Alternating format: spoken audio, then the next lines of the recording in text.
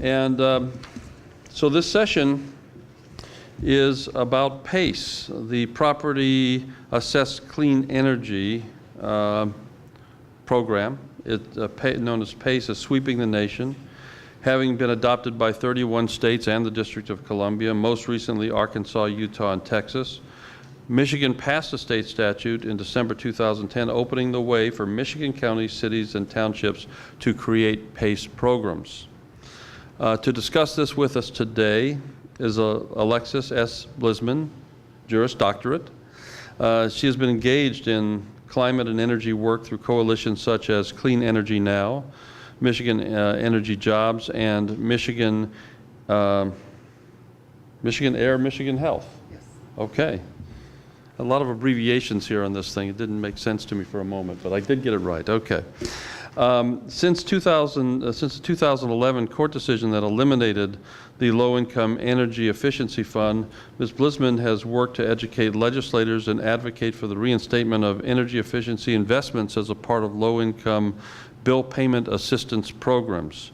She completed her undergraduate studies at Wayne State and holds a Juris Doctorate from George Washington University Law School. So please welcome Alexis Blisman.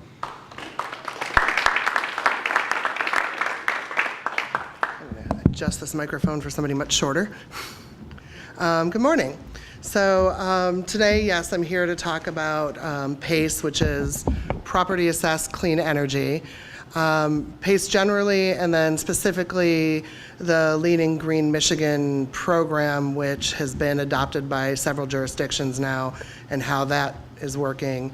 But I'll also give you a little bit of background about other versions of PACE and how they've worked in Michigan.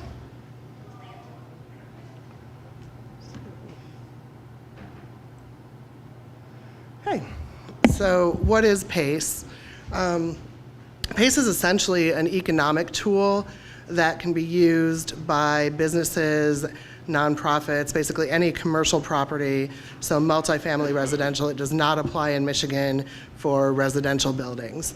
And it's a finance tool to be used for energy efficiency and renewable energy upgrades for buildings. As he said, PACE legislation is passed in, he said 31. I had it as 28 now, but I think, yes, a couple new ones passed since I did this.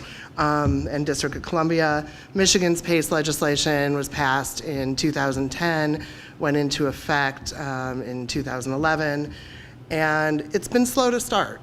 So what happens with PACE is, the state statute enables municipalities, counties to then pass their own ordinances to create PACE districts. And when those PACE districts have been created, commercial property owners in those PACE districts can then utilize PACE financing.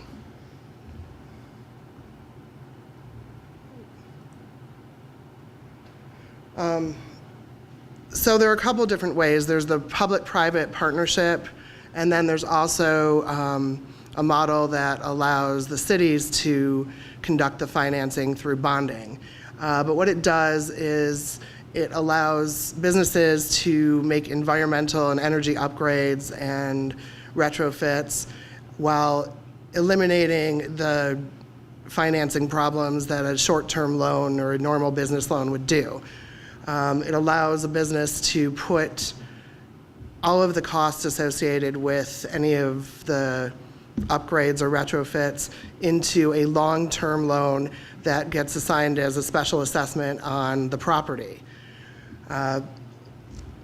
It basically allows you to make these energy and sustainability investments without making it, while still being cash flow positive.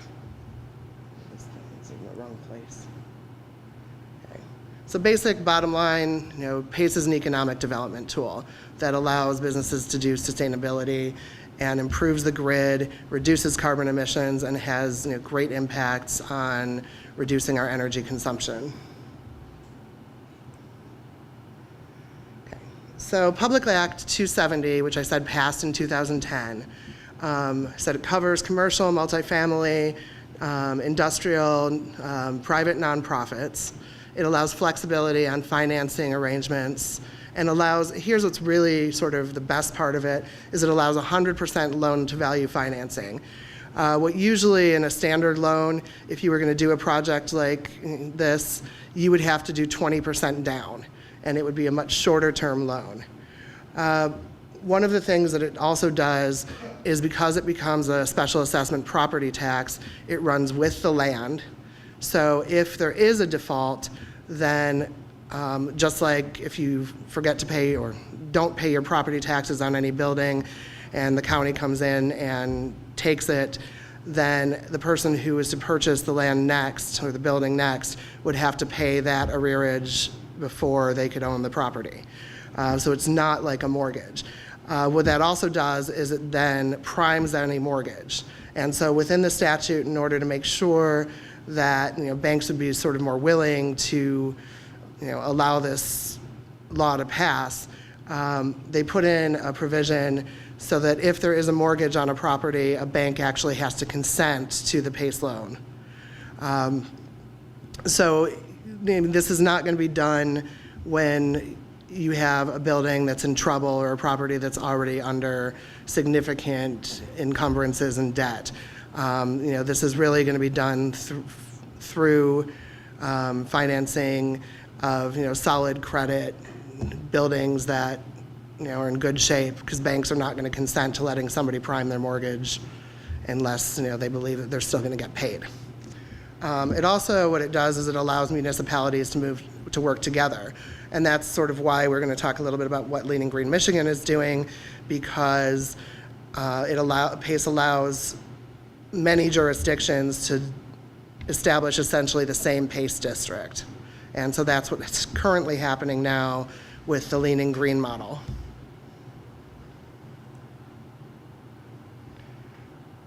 Okay, so as I said before, who can take advantage? Small private nonprofits, industrial, multifamily, commercial buildings, public nonprofits and government-owned buildings are excluded. Single-family homes are excluded. Part of the reason single-family homes were excluded is the whole Fannie and Freddie situation.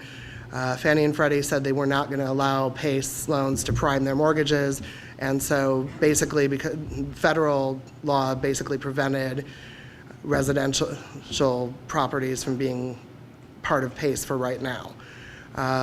Some states actually do allow residential, but then they still end up under the federal restrictions of Fannie and Freddie if they hold the mortgage, and they hold 90% of mortgages. So as things in the economy improves and the housing market improves and things start to get better, the hope is that we will be able to expand PACE to include residential. Obviously, projects on residential homes are going to be a lot smaller, and right now, and I think there's some people here from Michigan Saves today also, and they're the people to talk to if you want to do some residential retrofits or upgrades. They provide low-interest loans for homeowners.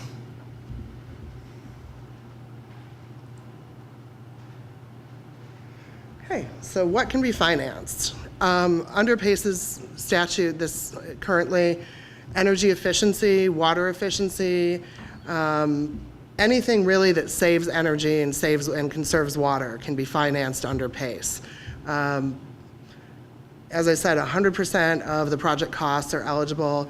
And say you have a commercial building or nonprofit building, and you did all of these retrofits last year and took a 5-year commercial loan, anything that can be financed under PACE can also be refinanced. So you can go back and say, okay, this was all energy upgrades that were eligible under PACE. I want to turn this loan into a property assessed clean energy loan, and that will take your loan payments out probably 10, 20 years instead of the 5-year term that a normal business loan would do.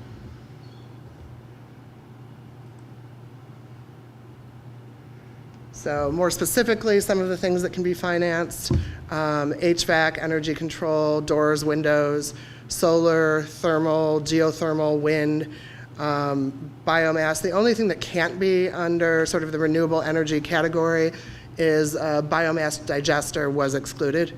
So that's not actually part of it. And incinerators. So this is sort of a list of much more detailed, but really anything can be done. Electrical systems to charge plug-in vehicles. A lot of companies are adding in the wiring or the charging stations so that the buildings become EV ready as well.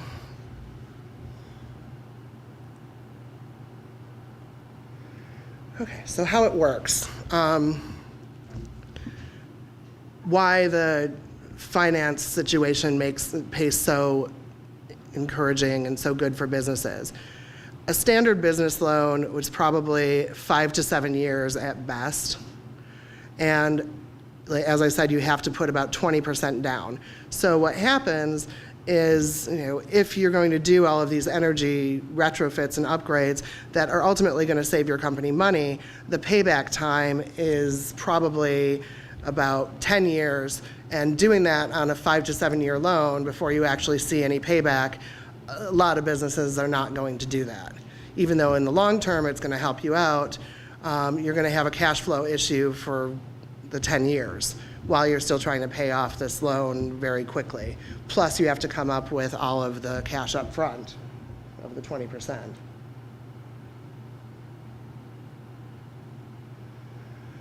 PACE loan can run someplace between 7 to 20 years, similar to a mortgage because it is a property assessed loan. Interest rates tend to be a little bit lower. There's a lot less risk for lenders because, as I said, a PACE loan will prime any other mortgage. And for any kind of project that's over $250,000, the contractors actually have to guarantee the energy savings. So you're protected, you are actually going to get the energy savings after making these investments. So just an example of sort of how business loans versus, so if you assume your annual energy costs at $300,000, project investment with all sorts of retrofits and upgrades is $750,000. A traditional loan would generally be 5 years. This is actually optimistic, saying loan to value 85%, so you only had to put down 15, but still that's $112,000 that you have to put down. Even if you assume that the interest rate is slightly lower on the traditional loan, this PACE loan is spread over 15 years with 100% zero down. So even with we assumed a 6% versus a 5% on a traditional loan. If your annual energy savings are $90,000, your payments are going to be $6,300 for a PACE loan, where they'd probably be about $12,000 for a traditional loan because of the term. Annual debt service, $75,000, but because of the $90,000 savings, you end up with a positive cash flow on a PACE loan of $14,000, whereas with a traditional loan over the 5 years, you're going to end up with a negative cash flow of $54,000. And very clearly, a lot of businesses are going to be hesitant to put themselves in that kind of a cash flow situation, especially as the economy is still struggling.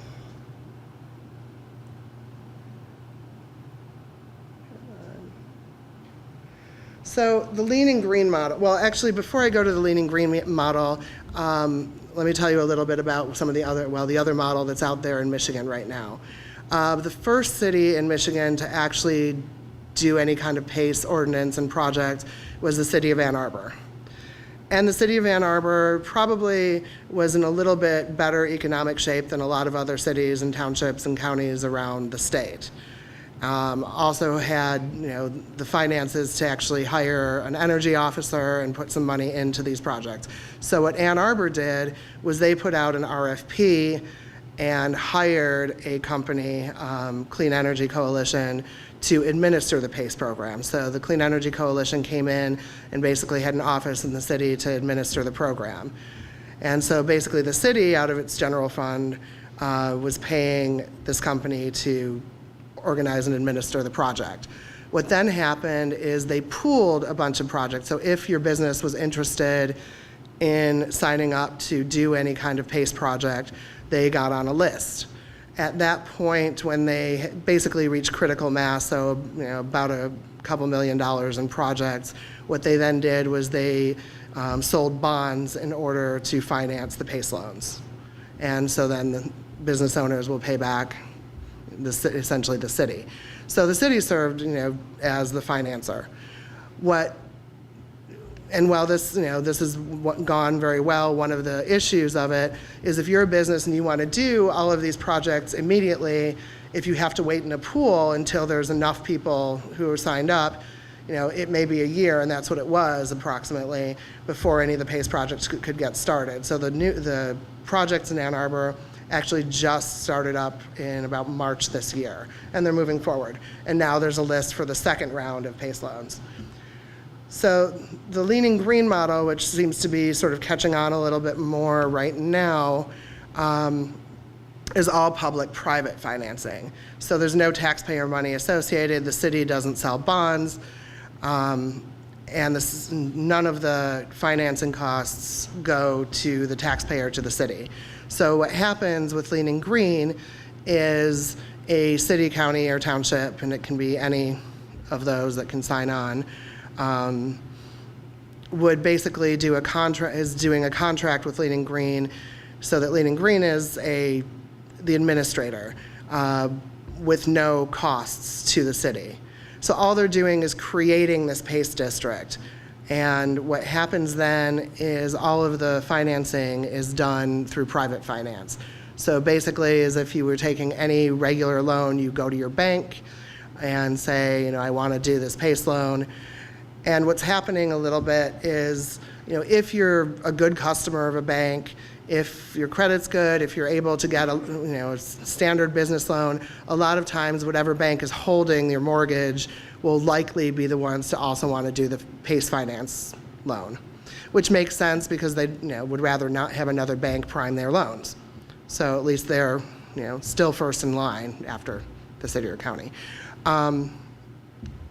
So what then happens is there's basically a basic set of papers that go along with Leaning Green that are the creation of a PACE district. And so it's a standard form that's across the board. So what happens, and the advantage is, if one county were then to sign on, like say, we're working very much with the MEDC Region 5 right now, which is Bay County, Huron County, Saginaw County, Midland.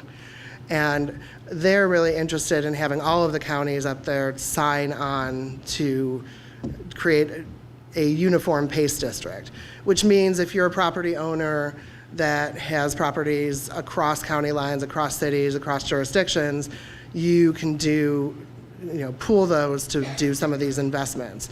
Whereas if each district adopted its own set of rules, then you're going to have to go through all of these separate rules for each project you want to finance. And since a lot of property owners that are looking at this own multiple buildings, the advantage of being able to follow the same set of rules, and certainly when you're talking about some of the bigger corporations, they don't want to deal with having different rules for every jurisdiction.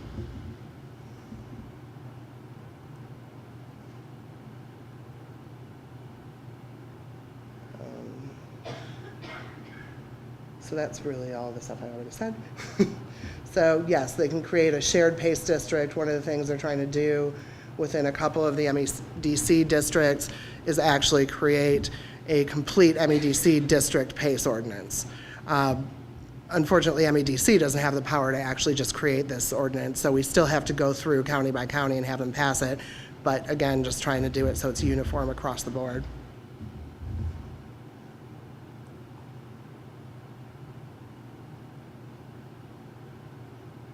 So right now, what's happening with this project is we've been working with, or Leaning Green's been working with a lot of different banks. There are local banks that are getting involved, but also private finance funds, Samas Capital, Structured Finance, Clean Fund, all interested in funding projects across the country. There's a particularly strong interest in Michigan because of its old building stock, because of sort of the regrowth in the state and the new economic opportunities. So there's really a lot of interest in financing. So if you're a property owner and you actually want to get involved in PACE, then there's a lot of opportunities out there.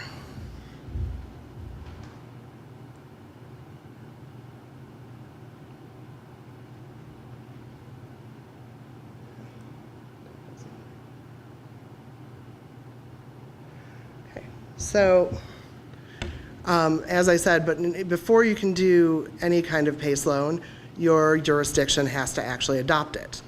So one of the things that I'm doing as part of my job at the Ecology Center is I'm working with local elected officials across the state trying to get them to adopt a PACE program. So right now the city of Southfield, So what happens is County Commission, City Council will have a meeting. We've gone through several study sessions so far with several jurisdictions, and then they pass a resolution of intent to adopt a PACE district. And then there has to be a public hearing. It's about a month later usually, and then there's a vote to create the PACE district. That can all happen at the same time as the public meeting. So really this process should be able to take about a month. You're dealing with a lot of city and county government, so clearly it probably it has been taking a little bit longer, but there are a lot of cities and counties that are in process right now. And so if you're a property owner and you have interest in doing this, talk to your elected officials, tell them, create a PACE district, and then I can do this. So that's my little plug for lobbying your local elected officials.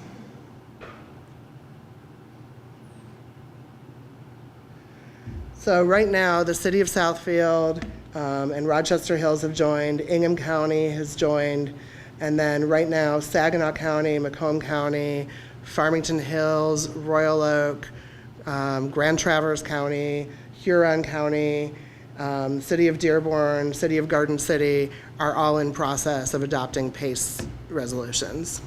So, it's starting to spread. This is really a new, an innovative thing that people have not taken advantage of yet, but the potential is incredibly strong, not just for greening our economy and for sustainability, but also it has great advantages just for economic development. Property owners obviously save money. That's what we talk about the most, is how much it can save you in energy bills, but also, buildings are more comfortable, they're less expensive, they're greener. This is also something that creates jobs. I can give you an example from Macomb County. In the last few years, and I think National Electrical Contractors Association has a table out there. In the last few years, there have been at least 200 commercial buildings that have had energy audits. And we're told you can save X amount of money if you do these retrofits, and then if you install any kind of renewables, you can save even more. But none of those projects have been started yet. And the reason for that is because of the financing issue and because nobody wants to be, have the cash flow problems of a traditional loan. So the creation of this PACE district would allow the financing of all of these projects, which means the contractors that did those 200 plus energy audits will now have jobs and projects to do. So it's a great economic development tool for both, putting people back to work. It also increases property values. It also is good for a business to sort of get green credit when they're talking to their consumers. And of course, we reduce the carbon footprint in the planet.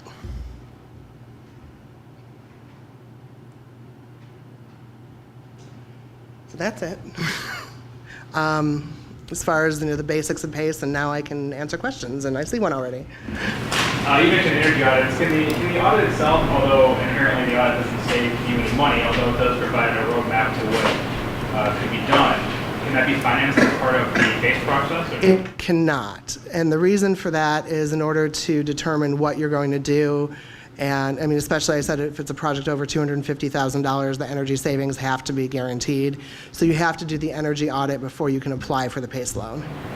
So that's why I was asking, because to me it seems like that's an inherent part of the process. So. Yes, you have to have the energy audit before you will be eligible to get the loan. But it can't be part of the financing. So as a contractor or a service company, then how would we go about becoming more involved in opportunities through PACE? Sorry, can you speak? As a contractor / service company, how do we go about finding out about the PACE districts and what opportunities are out there for us to get out jobs? Sure. Well, one of the ways to do that, if you're interested in, sort of advertising your business and, getting people to, consider using you and your services, is one of the things that we're doing, because I'm the Ecology Center, so I don't actually do any of the financing stuff. I do the marketing and talking to electeds. So one of the things that we're doing with each jurisdiction now as they pass these PACE districts is setting up website materials, brochures for businesses, for contractors, but also the plan is to start hosting some sort of, I wouldn't call it a town hall, but forum with contractors, businesses, banks, and property owners to try and really bring them together. So, talking to either me or Andy Levin at Leaning Green about getting involved in those things is probably the best way to sort of get your name out there. So. Is there a website that you could go on and see what communities have already adopted? Leaning Green, Michigan. But in Michigan. Yeah, Leaning Green, Michigan will say which cities and counties have adopted the Leaning Green model. The only model that's out there that hasn't been part of Leaning Green yet is the Ann Arbor, and that the information is actually just available in the city of Ann Arbor, and they can talk about how that program works. But everything else so far has been Leaning Green. I had one other question. Sure.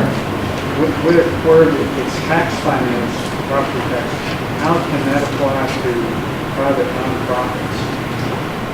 Because it's a privately owned building, it is eligible.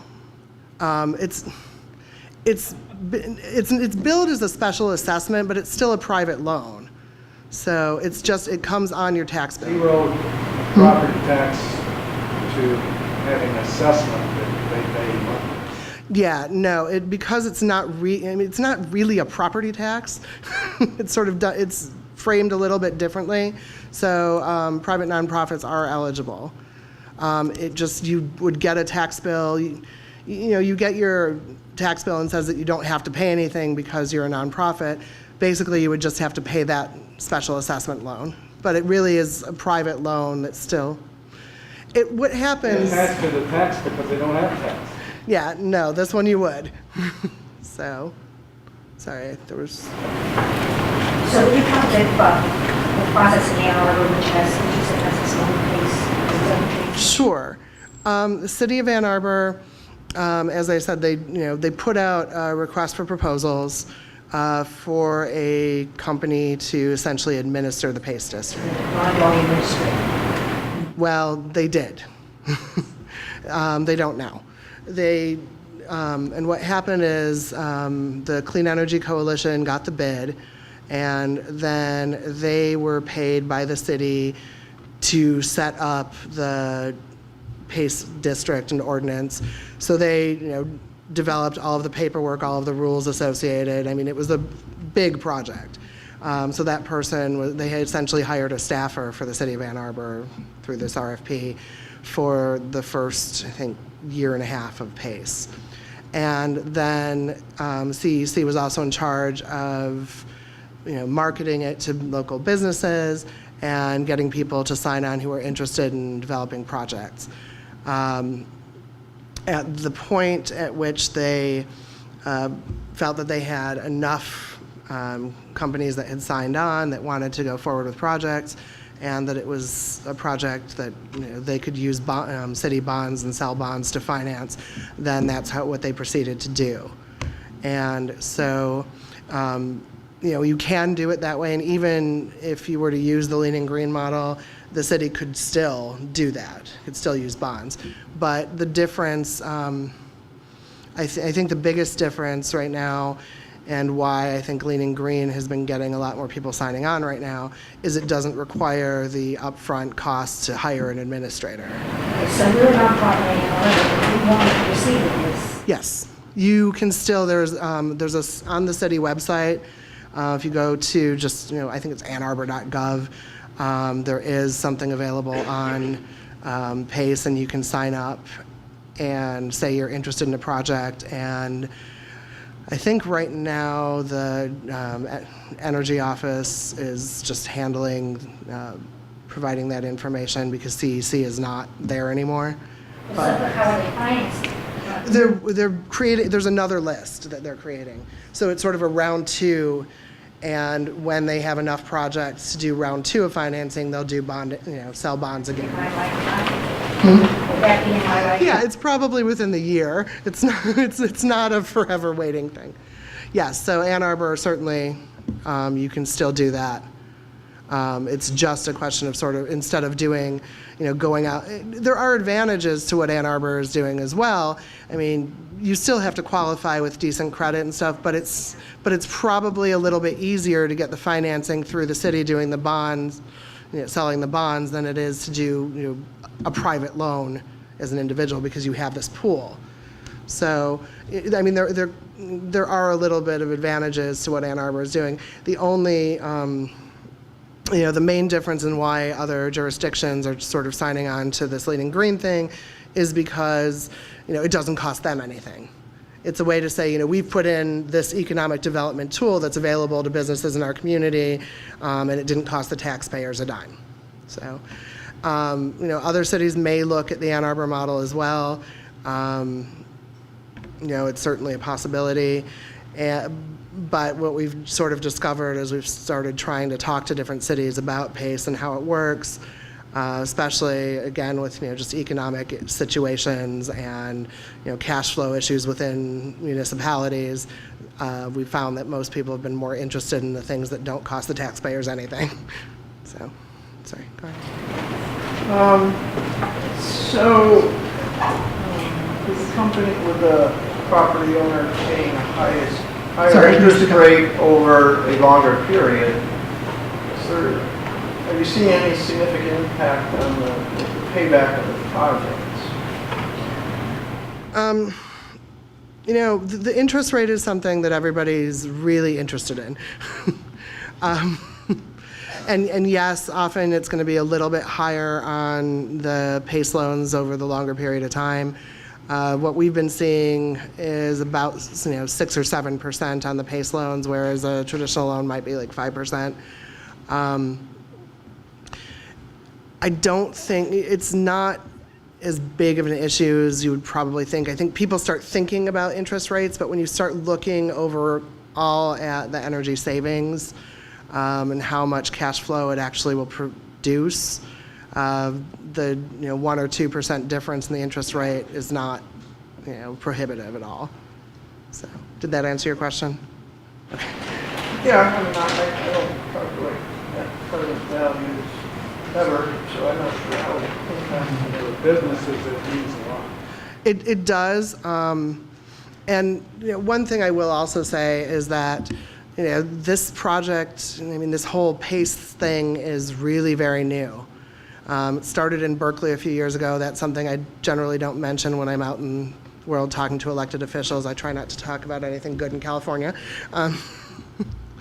Started a few years ago, and it's really just starting to take hold. All of these states are passing these statutes at this point, but there haven't been a lot of PACE projects done yet. And so it's really, sort of a new, innovative policy that we're trying. So I think it's one of those things where the next 10 years will sort of tell us really how well it works. So, sorry. A couple of questions. What kind of documentation needs to be in place to secure a PACE loan? Is it similar to drawings and specifications and a legitimate bid as you would go for a mortgage? And that's the first question. Okay. And the other question is, how does incentives from energy companies, BTE for instance, those incentives that come into play, how does that work in conjunction with PACE or not in conjunction or effective management? Okay. Sorry, the first question is looking at documentation. Yeah, so you definitely need an energy audit. I mean, that's the first thing, and recommendations. If you're doing a project that's under $250,000, you certainly have to document what the project is that you're going to do. That doesn't mean that things don't change a little bit, but you definitely have to provide all the documentation of what you're planning on doing so that it fits within the pay statute. And then, I mean, I think it's going to be dependent from bank to bank how much documentation they want. If it's a project over $250,000, then, as I said, the contractors actually have to guarantee the energy savings, so there has to be documentation of how much it's going to save you each year.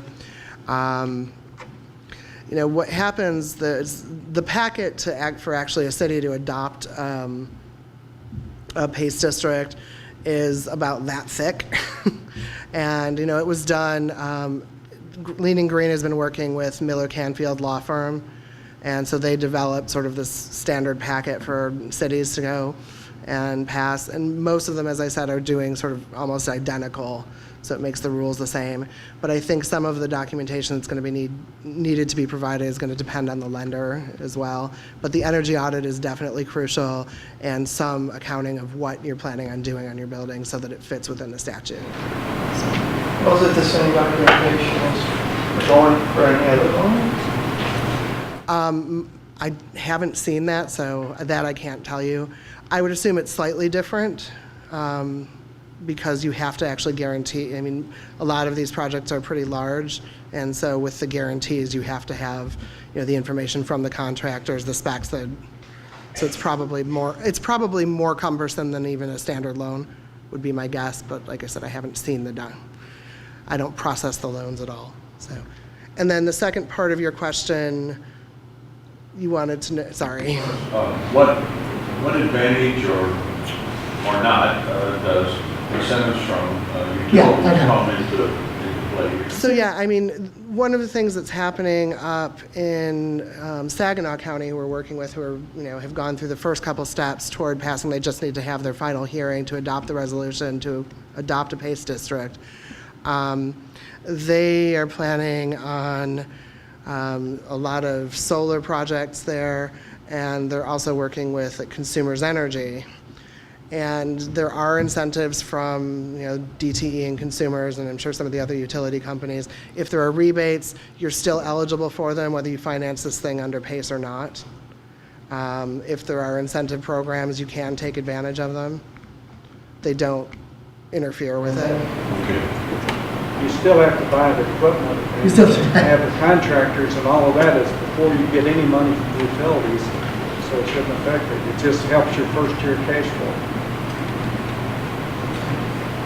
I know it's new, but I'm interested in what kind of businesses or nonprofits so far have signed up and there's plants or office buildings, and particularly are any houses of worship signed up yet? I do not know of any congregations yet that have signed up. I know that we've, you know, had a couple inquiries. There's a hospital in Garden City that's very anxious to do a project. That's why Garden City's in play right now. Office buildings, actually the 1-800-LAWYER building that you can see from the lodge over just between Telegraph and Losser is in process of, you know, trying to get the financing to do a huge project that involves solar and wind and a lot of energy efficiency. Office buildings are, I think, a lot of the buildings that are really interested. I would personally like to see it done for a lot of multifamily residential. As you know, they said in my bio, I've been doing a lot of work on the Low Income Energy Efficiency Fund for the last couple of years. And, you know, the multifamily, especially as it pertains to low income, you know, it could be really beneficial, but, you know, trying to get those property owners in. We're doing some work also with, like, Detroiters working for environmental justice and trying to get Wayne County in to try and push some of those multifamily residential. Schools are government, I mean, private schools, yes, but public schools cannot use it because it's a government building. So, yeah, it's unfortunate. And I have, you know, great affinity for the school program because until the Low Income Energy Efficiency Fund was killed, the Ecology Center ran a subsidiary called Energy Works, which actually did energy retrofits and renewable upgrades in schools across the state that also included an education component, so we were teaching students about sustainability. It was a great program, lost its funding. So, sorry. There were... Could you just click back to the slide that you had the traditional loan and the... Yeah. Sorry, okay.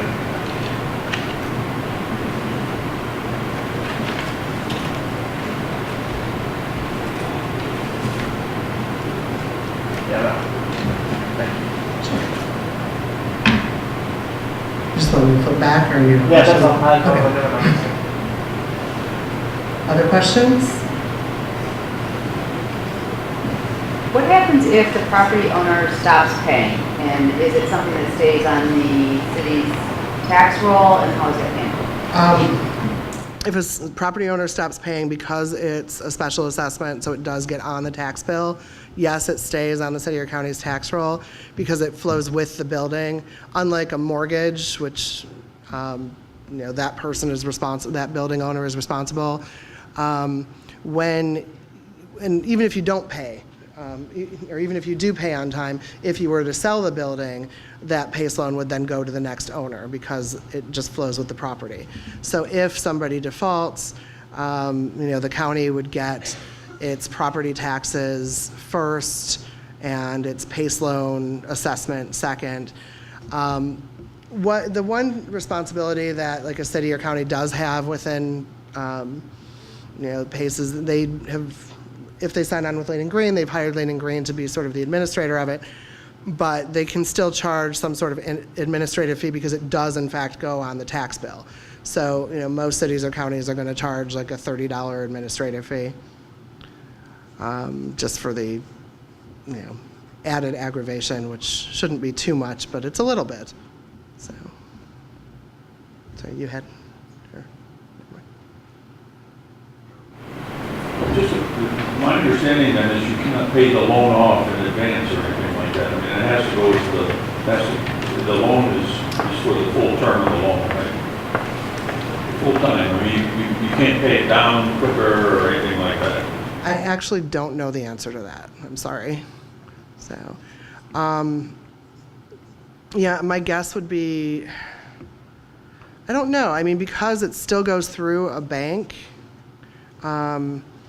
there might be a way, but I don't want to promise you that. So that is something I can... The way you spoke is it carries over into the new owner and all that. Yeah, I don't think there's any incentive to pay it off early, but I will find that out. I'll give you my card, and if you give me your information, I can get the answer for you to that. Are there any other questions? No? Looking at that example in there, looks like the payback when it takes much longer than traditional loan based on these numbers. Yes. Is that more than double? Yeah, no, the payback is much longer. And that's the advantage of it, because often when you do, a really large energy retrofit project, you're going to start to see, I mean, certainly with efficiency upgrades, you're going to see payback, pretty quickly and savings on your energy bills. But, before you get to sort of what the full savings are from all of the retrofits and all of the installations, it often can take like 10 years before you really see all of the difference. And so if you have to come up with 20% down, and if it's a 5-year loan, while you pay back quickly, you may not be really seeing the benefits to your cash flow for a few more years. And that's why PACE actually is really an advantage to business owners, because most people don't have the extra cash sitting around and aren't going to make investments in something that they're not going to see be in the black on for 3 years past whatever your loan is. So what this does is it allows you to finance it for a whole lot longer, making your payments less, even with a small difference in an interest rate, but you become cash flow positive. Well, if the utility's going to cover 25% of the cost of the rebate, it'd be interesting to know if you can apply it. If the utilities are going to... utility incentives might cover up to like 25% of the cost of the project. Be interested to know if it can immediately apply to Roseland.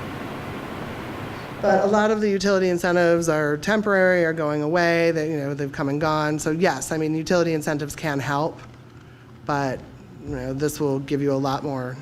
I mean, if you have that extra, $14,000 a year to put back into your business for something else, that's a lot better than being $54,000 in the red. I mean, if you're in a business that you have, that your cash flow is in great shape and you can afford to do it and you don't care about the payback for, a few years after the loan is paid back, then, sure, a traditional loan is a great way to go.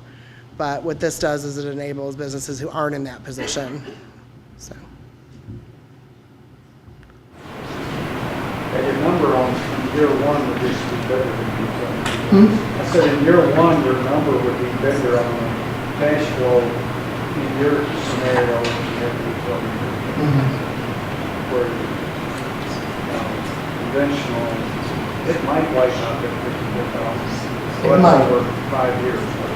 But it's, you get the rebate in year one, but you've got to put the equipment in before you get the rebate. So you got to finance it. Well, I think, personally, I think that it's a mindset issue. And this aids changing mindsets to going after some energy saving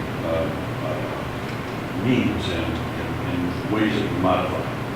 I think the whole, establishing a green mind is what it's all really about, and you have to kind of keep working at it. This is not going to be the end all of everything, but it tips a balance or tips the scale, and I think it's important that these kind of things are put out.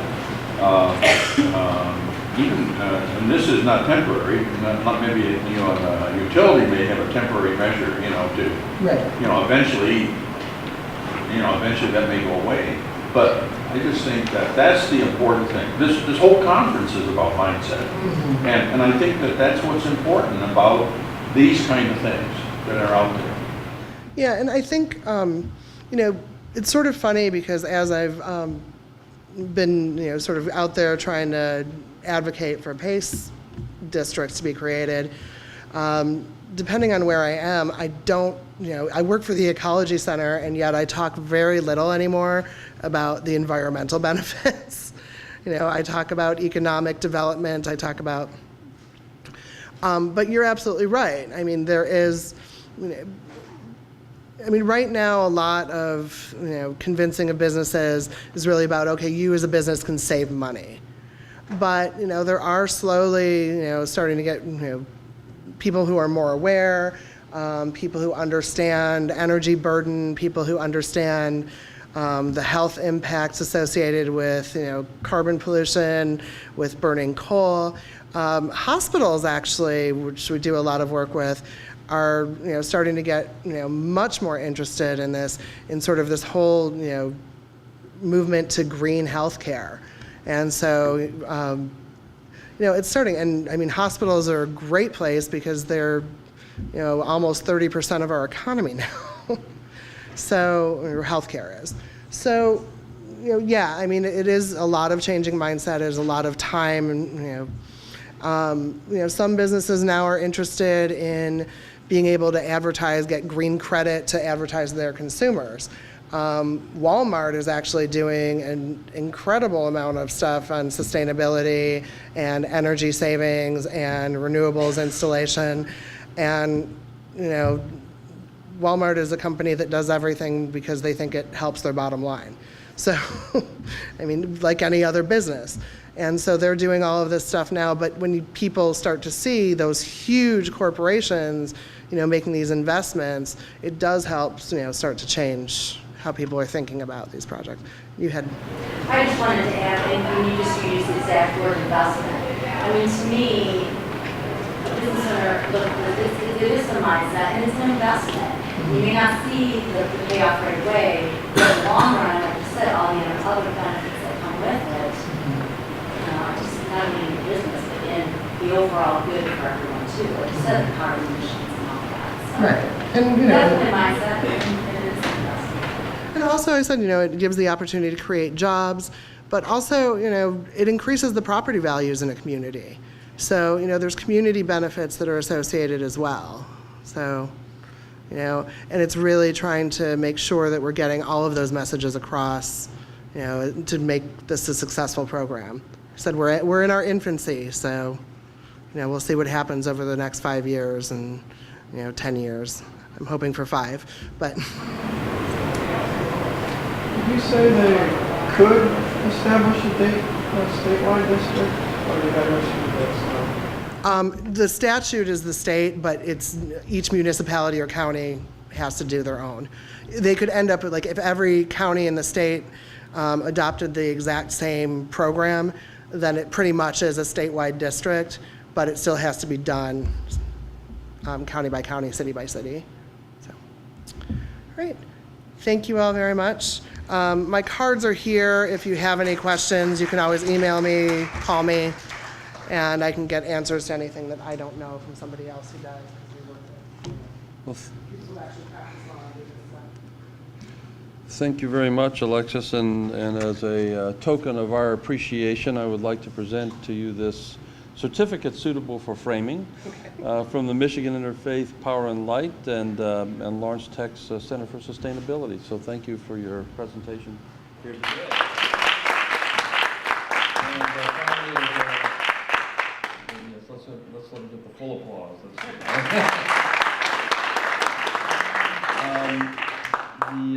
Lastly, just as a reminder to those of you that may have walked in late today, the sign-up sheet for continuing education, either for AIA or USGBC credits, is down here. I'll be taking that with me when I leave. And also the session evaluation forms are down here as well. And we'll see you all at lunch, which is in the UTLC gallery for those of you that don't know the building. It's just right out of these doors. Go to the end of the corridor, take a left, and we'll run into it. So thank you very much for coming.